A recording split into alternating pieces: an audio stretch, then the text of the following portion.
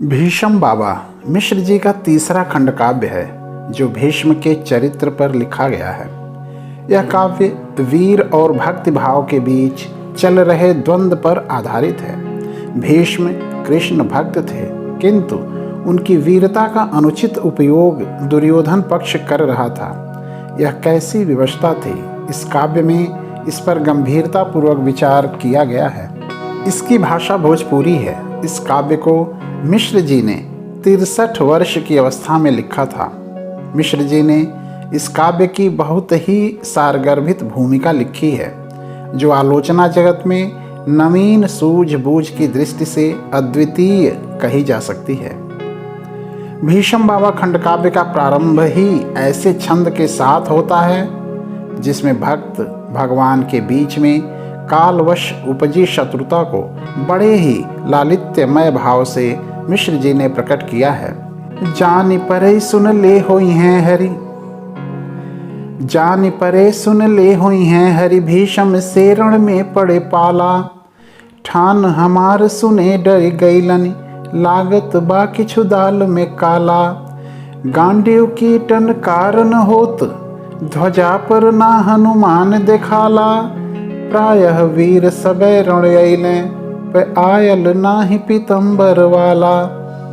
कृष्ण ने वार्ता के एक प्रसंग में नारद जी से यहाँ तक कहा था कि नारद, यदि समस्त देवता, गंधर्व, असुर, यक्ष और नाग भी उद्यत होकर आ जाएं, तो वे भी मेरी प्रतिज्ञा को नष्ट करने में समर्थ नहीं हो सकते।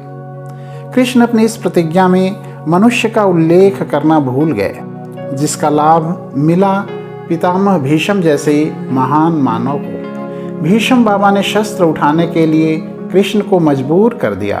तभी तो कृष्ण कह उठे, तू त रथी फिर सेनापति कस, तू त रथी फिर सेनापति कस, सारथी पे चढ़ी अइला हो बाबा। भैलन का अपराध की धर्म के, संकट मोहि फंसैला हो बाबा। जानत तौ रहल प्रण मोरत, तू प्रण काहे के कैला हो बाबा।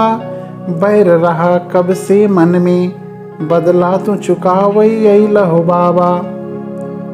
गंगा पुत्र भीष्म के तार्किक जवाब से कृष्ण निरुत्तर हो जाते हैं।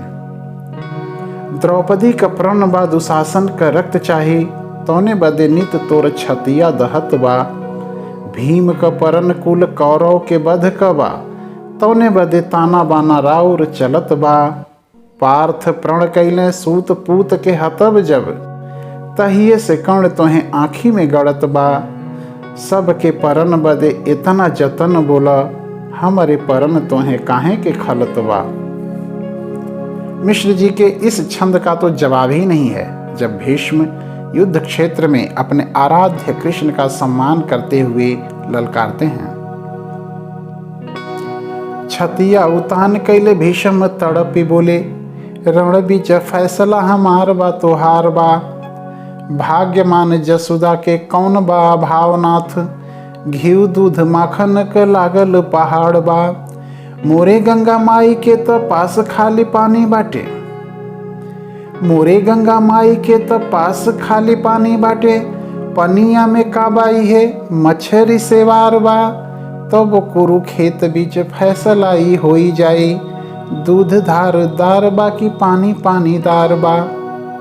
अंत में भीष्म के पराक्रम और भक्त हठ और विश्वास के आगे कृष्ण को अपनी प्रतिज्ञा तोड़नी पड़ी। भीष्म के प्राण फेरी द्रौपदी के प्राण बीच, भीष्म के प्राण फेर द्रौपदी के प्राण बीच। कृष्ण का परन पड़ा दुई झक झोर में, जसुदा के ओखल के बंधन याद भइल, जसुदा के ओखल के बंधन याद भइल। केतना प्रबल बल बाटे नेह डोर में, भीष्म के भक्ति में कबहू मन डूबे कबहू। उभ चुभ होई जाले किसुना के लोर में, छोड़ी देले अश्व का लगाम अश्व मुक्त भैले। चक्र आई नाची गईले अंगूरी के पोर में, छोड़ी देले अश्व का लगाम अश्व मुक्त भैले। चक्र आई नाची गईले अंगूरी के पोर में। पीत पीताम्बर भैलन लाल तरातर लोहु चुआवत जाले। पीत पीताम्बर भैलन लाल तरातर लोहु चुआवत जाले। लाल रही धरती पहले से ही लाली में लाली मिलावत जाले। तात जी ठाड़ रह भगी मति ठाड़ रह गोहरावत जाले। चक्र नचावत तर्जनी में जदुनंदन भूमि पे धावत जाले।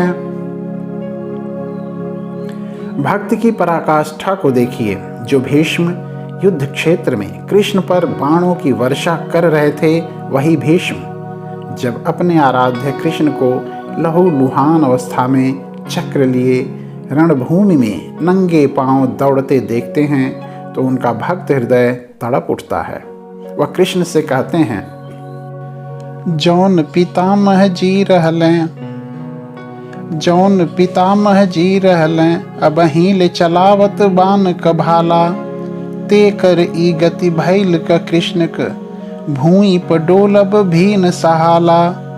भक्ति में भीषम भैल विभोर कहीं लगल सुनिल नंद लाला। धावन भूमि कठोर पे माधव पायन में परिजहन छाला। केरण जीतल हारल के, केरण जीतल हारल के कह भीषम केशव तू ही बताव। जौन करे के न ऊ कैल अब मारे बदे मति कष्ट उठाव। चूवत लोहु तरातर बा थक जैब न भूमि कठोर पे धावा। मैं रखी देव गला खुद चक्र पे मोहन माधव के सवावा। मैं रखी देव गला खुद चक्र पे मोहन माधव के आवा। सूर्यकांत त्रिपाठी निराला ने एक जगह लिखा है कि बड़े बड़े साहित्यकारों ने प्रकृति के अनुकूल ही भाषा लिखी है। कठिन भावों को व्यक्त करने में भाषा भी कठिन हो गई है। इस काव्य की भाषा में भावों को मूर्तिमान बनाने की अद्भुत क्षमता है। मिश्र जी ने अपनी उर्वर प्रतिभा एवं मौलिक कल्पना शक्ति के सहारे भीष्म बाबा काव्य को जितनी सहजता के साथ लिखा है, वह उनके प्रकांड पांडित्य का परिचायक है।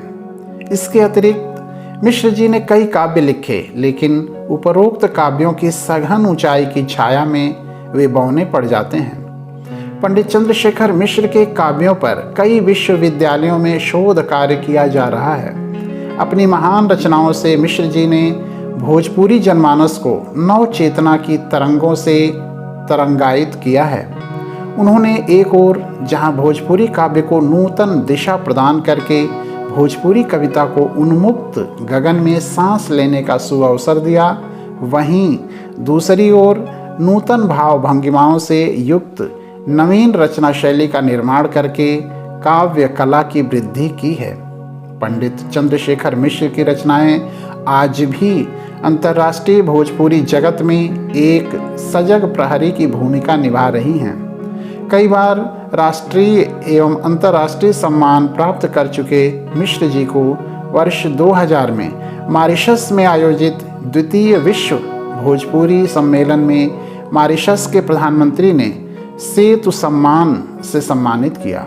उत्तर प्रदेश हिंदी संस्थान लखनऊ ने मिश्र जी को सन 2002 में अवंती बाई सम्मान से सम्मानित करते हुए उन्हें 2 लाख की राशि प्रदान करके उनकी कीर्ति में 4 चांद लगा दिया। यह हिंदी व खास तौर से भोजपुरी साहित्य जगत के लिए गौरव की बात है। अब जबकि महाकवि पंडित चंद्रशेखर मिश्र जी अपने नश्वर शरीर के साथ हमारे बीच नहीं हैं, उनका साहित्य उनके होने का एहसास दिलाता रहेगा।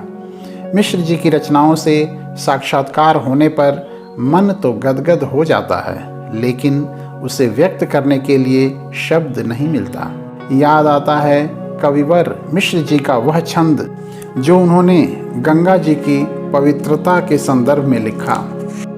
एक अनहोनी देखो हीरे को तरल कर, तपस्वी भागीरथ ने भूमि पे बहा दिया। विष्णु चरणोदक है महिमा अपार जान, विषयाई बाबा भोले शीश पे खड़ा किया। और सब जलधार किंतु ये अमृतधार, ऋषि मुनियों से सुना ग्रंथ में पढ़ा किया। इससे पवित्र भेंट और न मिली कहीं तो, गंगा से ही जल लिया गंगा को चढ़ा दिया। जिस प्रकार भक्तगण गंगा स्नान के समय अपनी अंजलि में गंगा जल लेकर गंगा को ही समर्पित कर अपनी श्रद्धा प्रकट करते हैं, उसी प्रकार मैं अपने काव्य गुरु व पिता पंडित चंद्रशेखर मिश्र जी को उन्हीं की पंक्तियों से प्रणामांजलि अर्पित करता हूँ। लोक में हूँ परलोक में हूँ, जिस लोक में हूँ लें प्रणाम हमारा। धर्म प्रकाश मिश्र, निदेशक महाकवि पंडित चंद्रशेखर मिश्र शोध संस्थान, वाराणसी।